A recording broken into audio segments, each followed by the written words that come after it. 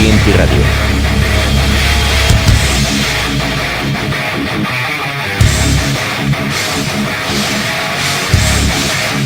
Tu radio en internet. Bien, tenemos otra vez, porque es la segunda vez ya que lo tenemos por este motivo, porque su banda acaba de lanzar nuevo disco, tenemos a Andrea Cappellari, el líder, guitarrista de la banda italiana NEKOMATA, que es una de esas bandas que a uno le maravillan porque lo que hacen es exclusivamente suyo, es decir, no hay otra banda que haga lo que ellos hacen, es un estilo que ellos han denominado Powercore y que tiene tanta mezcla y tantas cosas que los discos no dejan indiferentes a nadie. Ellos lanzan el 24 de enero su segundo disco, Euphoria, y de esto y de muchas otras cosas vamos a hablar con Andrea. Hi Andrea, how are you? Hi everybody, thank you for having me, I'm fine. Well, it's a pleasure to see you again, and it's a pleasure to be with you here. And in 2022, you realized your first record.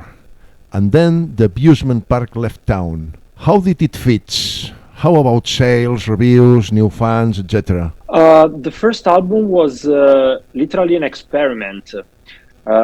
We play kind of a strange music, let's say, which is a mix of different genres. So for us, and then the amusement park left town was like a bet. And in some ways, we won that bet. Some of the fans that followed us since our previous project found NEKOMATA's music very interesting, even though it was very different from what you could expect from us. And it didn't spread very much. It wasn't a wildfire like you could have with classic power metal, let's say, where fans are more widespreading the music, but where it arrived, it stuck very well. People were loving the band and following the band, so we had a fan base mounting on. In late 2023, we re-editioned the album in Japan with the Japanese version via World Records with a bonus track. So even more fans from Japan followed the band, and it seems that many of them followed the band. We have been able to tour Japan in this November, with the second album coming out in Japan earlier. And we didn't expect that much, but it was very great to see people sticking to this kind of new approach to the music. Well, I said you in our previous interview 2 years ago, you did a very risky business because your style is unique and particular. No bands play this style, and obvious. It's difficult to have fans, and it's difficult to arrive to the people because the people are not common, but this music. But I think in this record, in your second record, you have evolved a lot. Thank you. And your style is different than your first record. Is it right? Yeah, it's kind of evolving, and I think on the third it will be evolving onwards too, because our approach to the music is literally this one. The first album was an experiment.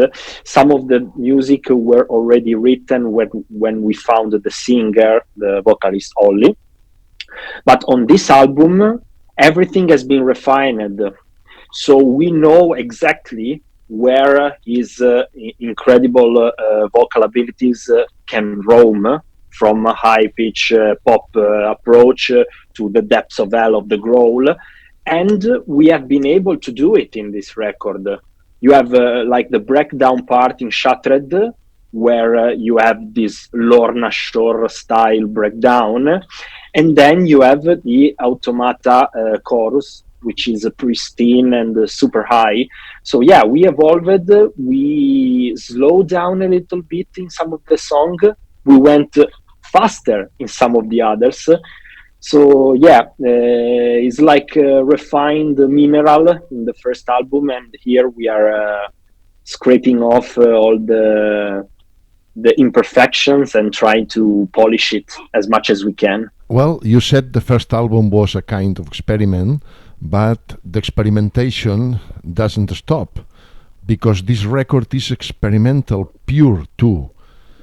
You experiment with a kind of sounds very different. You have sounds about power metal, sounds about metalcore, sounds about death metal, black metal, and progressive metal, and some other styles. What are your influences? Our influences, I mean, if you ask me, I can give you my influence, which are very broad, by the way. Even just for me, I listen to a lot of the Visual Kei, to a lot of trap music. It's strange, but it is because of the groove. I love the modern groove.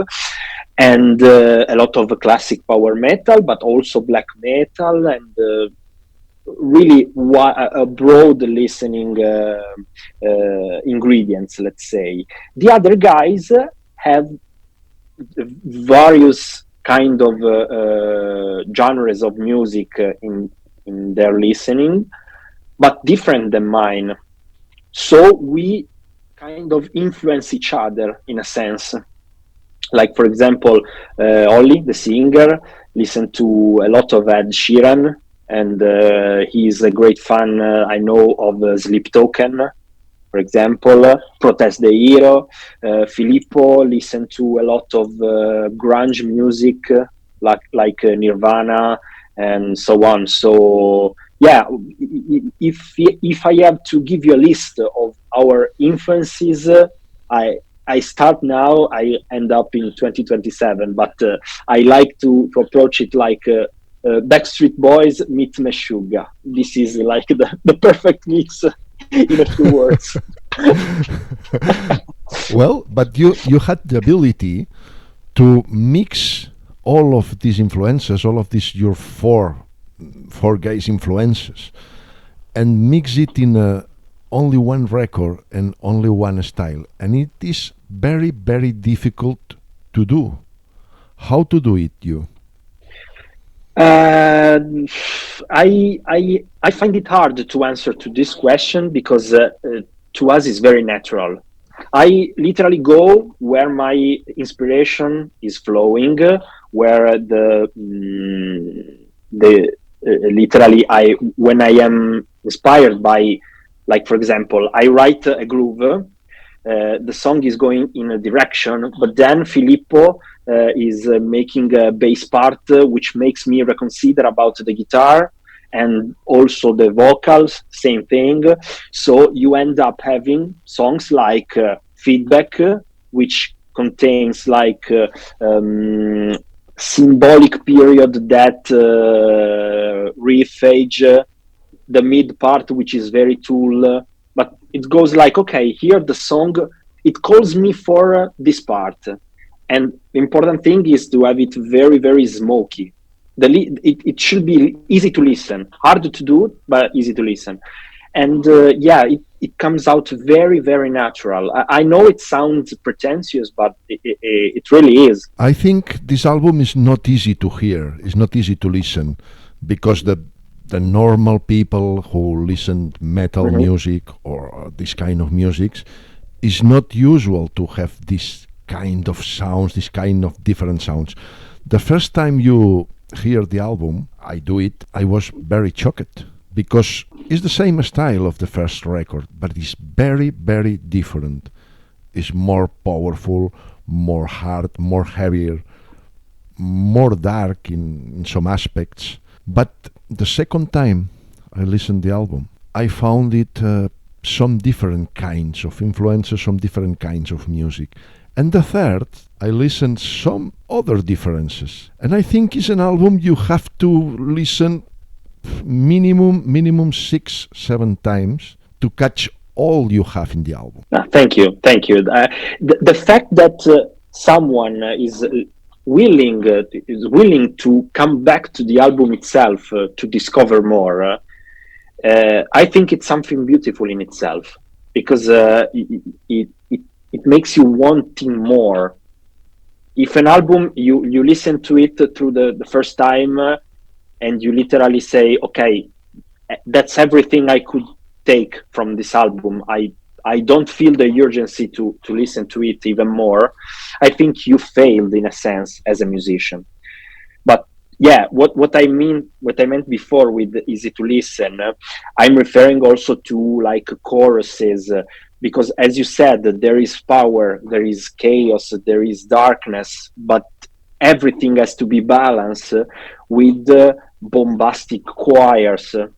Like when you have the choruses should feel like a liberation if you add a chaotic riffing in the verse. So everything has to be dosed.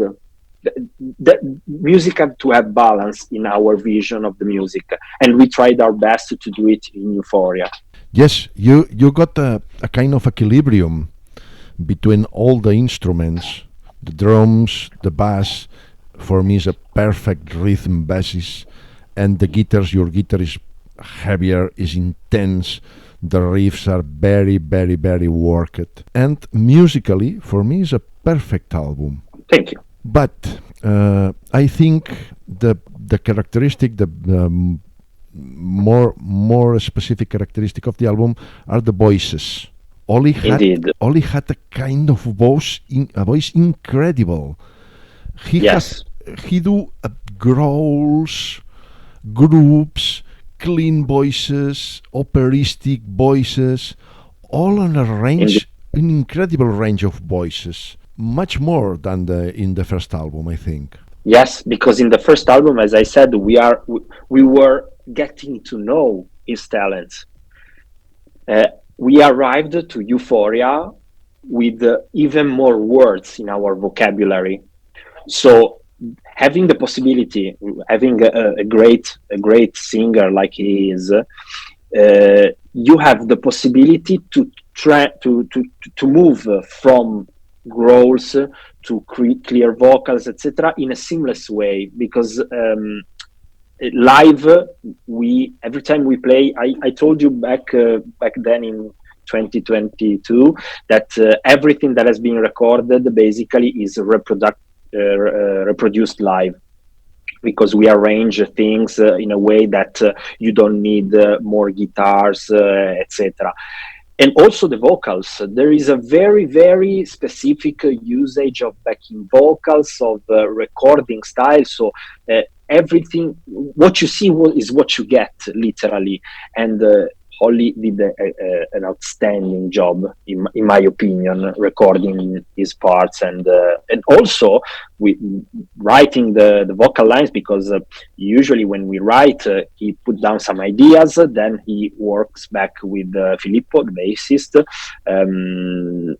They exchange some comments, etc. But like I said before, the Priapi Dilemma, the song where there are those gospel choruses.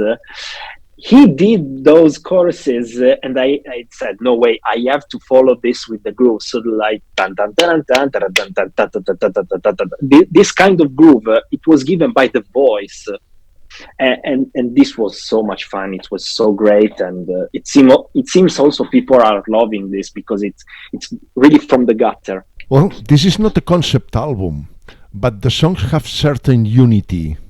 What about it? Yes. Also, this is a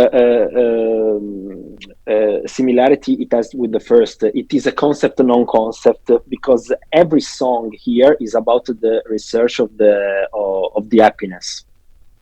Like In My Flesh is trying to reach the happiness through the through flesh, through sexual attraction. Automata is tells the story about a robot who is trying to getting his will as a human, but with the consciousness that he will never be a human.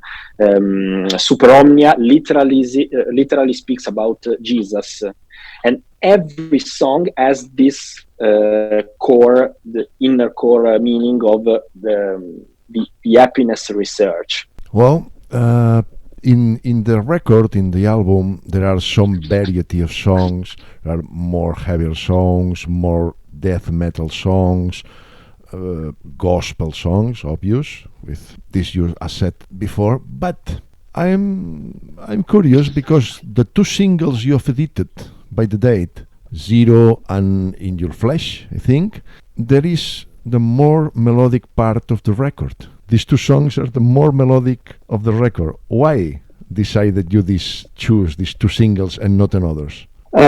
We wanted to, first of all, we spoke about it with our record label, Rockshots Records, and we found it very wise to come out with the new album. So you have to present to the audience your new sound, your new ideas. In our opinion, those two songs were the most representative of the album. Okay, if we have to choose two songs from the new album, I would keep Flash and Zero, because Flash as first, because it is the more powerful between the two, and very very gentle, very very angry in a sense. Zero with the melodic solo and the evocative chorus was scheduled to come out in the period in which we were in Japan, because we thought that this kind of song was one of the probably most favorite by Japanese fans, and it seems also they liked it very much. So we chose those ones, but for us it's always hard to choose between our songs, because we always try to write songs like if they are 10 singles, 9 singles. So it was very hard to exclude the others, in a sense. Well, do you feel you have created the record in absolutely freedom, creative freedom? Oh, creative freedom, always with trying to do our best, trying to give the listener, but like if I was the listener. Like I said before, Ollie did that thing with the gospel thing, and we were amazed, and we okay, we have to put it in. And then when we let the label listen, they were also astonished by those kind of choices. So creative freedom, yes, but not until it becomes auto-destructive, because in my opinion, sometimes artists are too blind from their creation, and they get auto-destructive because they want to do everything in their power, and sometimes also like musical suicide, like something which is too hard to replicate live. It's something that we cannot afford, because we want to play our song live. Obvious, to play live these songs, you will need some backing tracks, because you can do it yourself all. Not so much. There are no so much backtrack, like not going in detail, but I'm giving you a tip. There's never a point in songs from the first and the second album both in which there are more than 4 hands playing guitar and bass. When the guitar goes in the lead in the melodies, the bass is covering also those kind of frequencies. So we do not need guitars or backing tracks in the backing track apparatus, let's say. Only thing are like in the first album, it was there was a 6 Semper Tyrannis, where there are effects like explosions or guns or like the intro of the Pre-Api Dilemma. Yes, that part is in the backing tracks, but if we stop playing, suddenly there's silence. I've seen, as you said before, the album is already edited in Japan. What feelings do Yes. you have about this? I think it's a kind of a Uh, big success in Japan. we are very Japanese fans. We have been able to do something was playing there and having the album coming out in the same days with via Rubicon Record. We managed to anticipate the publication there, and it was great because many of the fans, even though we were playing with such great monsters like DGMs, some of the fans came for us. So it seems that they are following the band. Then on social media, we saw that they followed after. We felt very loved and appreciated, and we can't wait to go there again. Many fans are already requesting us to go there again, and they want more. Yes, that's my next question. You were in Japan recently, final in the last month of 2024. Mhm. Japan is very different than Italy. The fans in Japan are Yes. very different, and the country is very different, as we know here in Occident. How was the experience, and how are your feelings about Um, it? I literally, if I have to describe it with a few words, I feel that in a sense, Japan is very close to what I was when I was 16. Internet was not, I mean, internet is very wide spread in Japan, don't get me wrong, but the willing of collecting, the willing of deep going deep, understanding who the musicians are in the band, understanding if they have any more projects, following the persona in a sense.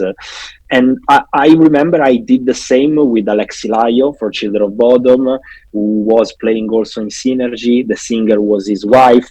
I was making all those links, and they do the same. They are very, very, very, very. They get very attention to the bands and to what they do. Like in the morning we were coming out from the hotel and there were some fans that discovered where we were in the hotel. They came with the first album to get it signed, and yeah, it was an incredible experience. If you ask me also, I love Japan, so for me it was the best time ever in my life. Well, what do you think could be the impact of this album to the scene? What target do you want to get? I really don't know. Probably I will answer like the first, like I did in 2022. We did our best. We did something we are proud of, and if someone is getting to know Nekomata, I guess they are going to find something that is unique for us, for good and for bad. It really stick to one's taste. Yeah, like on the first, I hope also for always for the best, but we are enjoying the trip itself, and also even if the destination is not very clear. But yeah, we are doing things very specifically, very attentive. There's a clear decision of like we are already writing the third. Okay, so we have no intention to stop. But yeah, let's see what the future brings. Well, how can the people get the album? There are several ways to get the album. From the 24th of January, it will be out on all digital platforms. It can be bought the CD via Rockshots Records via their portal. I guess it will be also available in some of the shops. It really depends on the distribution, but ask to your favorite. If you want to get a copy, you can ask to your favorite music shop. Then there's our shop also on Bandcamp. We have some exclusive packs if you are a diehard fan of the band. We have t-shirts and so on to celebrate the coming out of the album. And I give you also a hint here. It's not public yet, but if you have iOS, you can, since a few days, you can download the NEKOMATA app. We did the app to launch the album. Well, do you have already scheduled some live dates for this record? Nothing is yet official. We are working behind the scenes to make things happen. Let's see what happens. What I would love to do is coming in Spain. You know that. We have to make it happen. I love you go to Spain because I am so kind of impatient to see NEKOMATA live. Let's do it. Because I'm a fan of a Skeleton, of you, obvious, you know, and I had very fun with a Skeleton in 2021 when you were in Spain, but now you are doing something very, very different than the Skeleton do, and I love to see NEKOMATA live. Let's do it. I will show you that we do not have backing tracks. Well, as usual, normally in our times, some of the bands, 95% of the bands, use a lot of backing tracks, a lot. Yeah, but it really depends on the writing process and the cliché that the genre have. For example, if you write power metal, it is required to have tons of guitars and melodies, etc. Here we are writing music. When I work on arrangements, if there is a part in which I would love if we were famous enough to sell, like Periphery does, to sell the stems, so you can hear what the bass and guitar do. We are like 300 people, but it's really one bass which is covering also guitar parts, and one guitar, but it's very wide. The sound is very wide because I don't have another one playing the same riff as me to spread the sound. So it's something that to be played live requires a lot of attention, but it's so much satisfaction. All of your music requires a lot of attention because, as I said, it's not an easy music. The harmonies, for example, are very progressive, are very, very difficult harmonies, and you have to do all your attention listening the music to catch all the elements the music have. Could it be a problem live or not? I don't think so. We actually, in Japan, we played 3 of the songs of the new album and they came out very smoothly. So also considering that, as I said before, in the arrangement phase, when I go and write guitars, etc., I always record things that are replicable one-to-one live. So if you hear melodies with the harmony by third grade or whatever, we have digital effects that are able to put in the correct key the effect. So everything is played, but everything is replicated. And I know that the average listener is not amused by this thing, but it's something that we took much pride on. And we love to see that everything that we recorded is produced live by our hands, and vocals and drum kit. Well, you said before you are working already in the 3rd record. How to be the 3rd record? Like the 2nd or completely different? I can say, because if you asked me about the 2nd, I couldn't tell you that Euphoria would eventually come out. Maybe it will be something like Euphoria, but furtherly with the further evolution. Who knows? Maybe it will be a complete change of pace. this itself, the possibility to do everything and nothing at the same time, is creative freedom in itself, because we do not have to stick to power metal, to prog music. We can do something very pop or something very genty, and it's really up to the inspiration of the moment. With Euphoria, we arrived to what you said before, a good balance in our taste and in also the proposal. So the fans that are listening to the new songs are very happy and they like it. So let's see what the future brings also in this sense. Well, for me, I think it could be very difficult to do a new record best than Euphoria. Euphoria for me is a perfect record. It's a masterpiece. You're too kind with me, my friend. But yeah, I'm honest. we did. I'm not kind. I'm honest. You know. I trust you, because in Italy we say ogni scarrafone è bello a mamma sua, which translates for every child, if you're the father, if you're the mother, is beautiful. And I can say you that we did an awful record. It is impossible. If we arrive to close it and to publish it, it means that we are proud of it.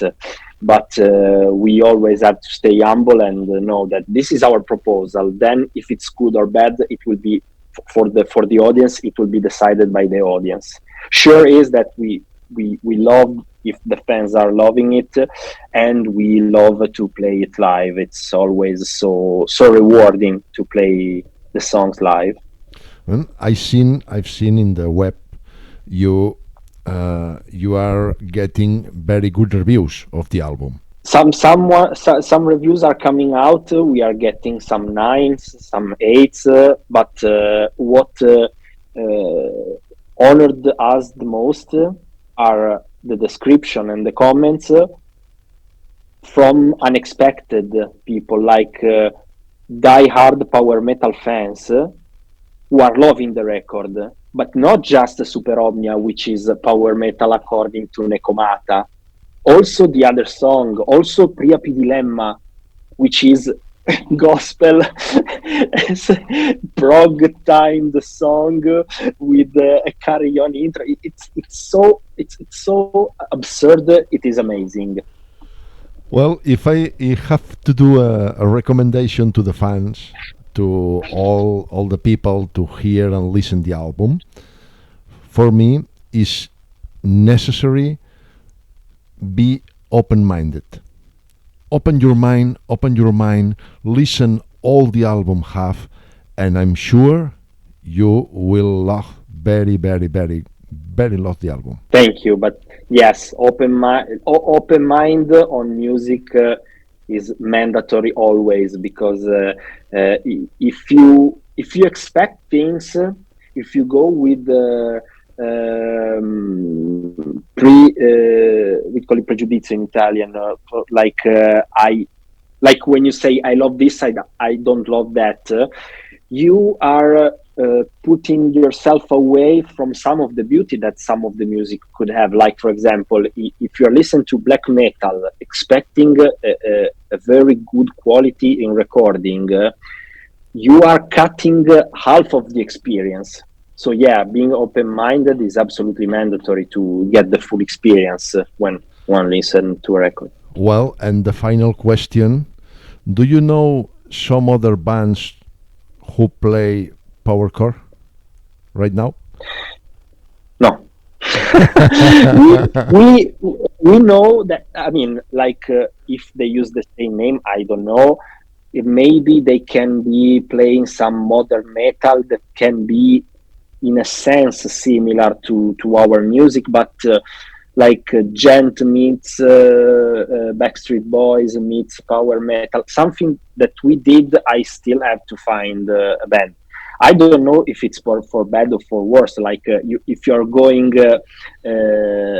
if you're taking the wrong side in the highway and you see every car coming towards you and you say, "Oh, I am the only one in this way," but it's because you're wrong.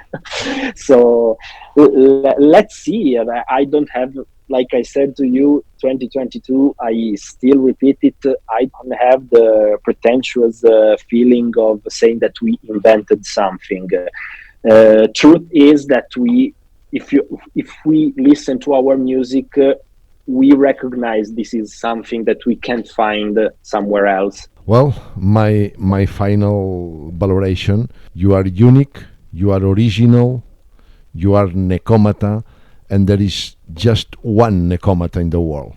Congrats for it. Thank you so much. I'm honored to hear this.